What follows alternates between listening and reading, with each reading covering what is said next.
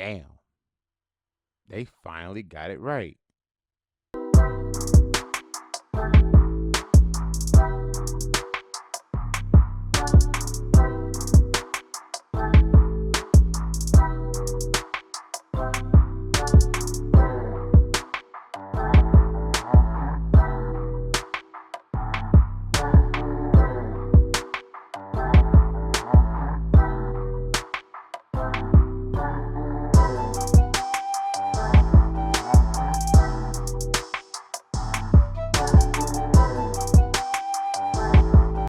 Fantastic Four First Steps is the 37th film in the MCU and stars Joseph Quinn, Vanessa Kirby, Ebon Moss Baccarat, and Pedro Pascal. This marks the fourth reboot of the franchise, and honestly, I think they finally nailed it. But more on that in a moment. First, let's briefly go over the story. Surprisingly, this isn't an origin story. The film picks up 4 years into Fantastic Four's tenure as Earth's protectors. Sue Storm, aka the Invisible Woman, is pregnant with Reed Richards, Mr. Fantastic's child. She shares the news with her teammates, Ben Grimm, the Thing, and Johnny Storm, the Human Torch. Their peace is interrupted when Earth is threatened by Galactus, a cosmic planet eating entity, and his herald, the Silver Surfer. The Fantastic Four travel to space to negotiate with the Galactus. He offers to spare Earth in exchange for Sue and Reed's unborn child, whose cosmic potential could satisfy his hunger. Naturally, they refuse and barely escape with their lives. During this chaos, she gives birth to a baby boy, Franklin Richards. The team's only hope is a device Reed invented earlier that could teleport Earth to another solar system, hiding it from Galactus for millions of years. But before they can activate it, the Silver Surfer destroys most of the components.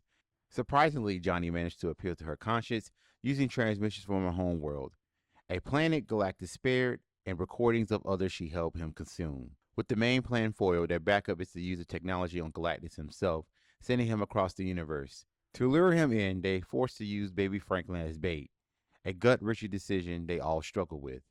As Galactus approaches, the Force stall him long enough for Johnny to activate the machine. Sue uses her entire life force to complete the process with help from the Silver Surfer. Sue is presumed dead, but Franklin now manifests his incredible powers, brings her back to life.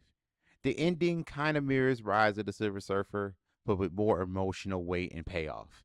The film ends with the Fantastic Four resuming their worlds as Earth's protectors. There are two post-credit scenes. The first one, 4 years later, Sue reaches for a book to read to Franklin, and we see Dr. Doom, played by Robert Downey Jr., kneeling before the child. The second post-credit scene is an animated tag, a fun nod to their cartoon that kids watch in their world. This movie is a fresh take on the team. The 2015 reboot was a train wreck. Nobody's defending that, I'm sure. I'm glad Disney Marvel didn't make this another origin story. We've seen it all: space accident, powers, internal conflict, world saving. This version skips the rinse and repeat and gets to the good stuff. This isn't set on Earth 199,999,999, aka the MCU's main Earth. And no, I'm not calling it 616. That's for the comics only. I originally thought that the Fantastic Four would lose their Earth and jump to the main MCU timeline, especially after the Thunderbolts post-credit scene, but that's not the case. I also expected a multiverse angle, but nope, it's more grounded than that. Not saying that it doesn't have its own cosmic elements, but it's not like a multiverse movie. The world they live in feels like a retro-futuristic blend, visually inspired by the 1960s, but clearly modeled in function. I love this aesthetic. There were no dull moments. You could feel the emotional weight, especially as the heroes had to defend their decision not to hand over Franklin. It forced even the audience to question the morality of the people demanding sacrifice. Sue's speech united the planet to help build the machine to save them all. The family theme shrined throughout the film, from Reed learning to be an emotionally available partner, to Johnny maturing into the uncle-like figure, and Ben wanting a family of his own. Every character grew beyond their powers. Even Galactus threatened their bond made their unity stronger. The suits, I'm not a fan of the suits. Something about the shade of blue didn't click with me. Maybe if it were darker. I don't know. Hopefully they'll tweak it in Avengers Doomsday. Now, the first post-credit scene was very solid. Just showing Doctor Doom's presence without revealing his face was more menacing than full reveals we've seen before. I'm calling it now. Doctor Doom wants Franklin's powers to reshape reality. which might lead to Fantastic Four leaving their universe and hiding into the main MCU timeline. Now, let's get on to the characters. Ben Grimm, the Thing. More chill in this version. He's into cooking, and since Sue was pregnant early on, showing emotional growth. His love hate dynamic with Johnny remains, but there's real heart there. He even hits at a love interest, a pastor at a local church. Would that go anywhere? Maybe. Now, Johnny, he surprised me in this film. I expected the usual cocky jokester, but this version is more mature and capable. He even figured out the surfer's identity on his own by deciphering her language. Honestly, I can't say Johnny was the key to the film's resolution. Sue, she is not the leader of the team. Despite online chatter, instead, she is framed as the Secretary General of the United Nations, taking more of a diplomatic role, which fits, especially when she addressed the people of Earth about Franklin. Her sacrifice and her arrival by Franklin were deeply moving. Now, speaking of Franklin, in the comics, he is an Omega level mutant with powers like reality manipulation, matter curation, energy projection, telepathy and telekinesis, time travel, and multiverse creation. At his peak, even Galactus fears him, so whatever Doom wants with him is going to be big. Reed is still the smartest man alive, but this version is less arrogant and more emotionally open. He clearly regrets unleashing the Silver Surfer into their universe, which I forgot.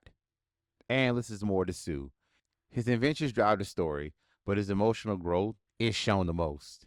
Now, Galactus, his only goal is to feed off Franklin's power. That's it. And me, in my opinion, and I can probably speak for the audience also, we're fine with that. We finally got a proper Galactus in film this time. Silver Surfer, some fans complain about her, but she didn't bother me. She fulfilled her role as Galactus' herald and as Johnny's possible love interest. She grew a conscience and helped save Earth. But knowing Galactus, her redemption may come with a price. Now, will we see this version of the Silver Surfer again? Probably not. Because I feel like at the conclusion of this film, I feel like the main Silver Surfer would have been wasted in this film. I'm not going to lie. So we might see the main version of the Silver Surfer in future films. Let's just hope it's sooner rather than later. Fantastic Four First Step was really good. It might be even better than Superman. And being a longtime Superman fan like myself, that's saying something. The movie kept me engaged the whole time. There was no dull moments like I said before. So what do you guys think of Fantastic Four First Steps? Let me know in the comments. Thank you guys for watching. Don't forget to like, subscribe, and share.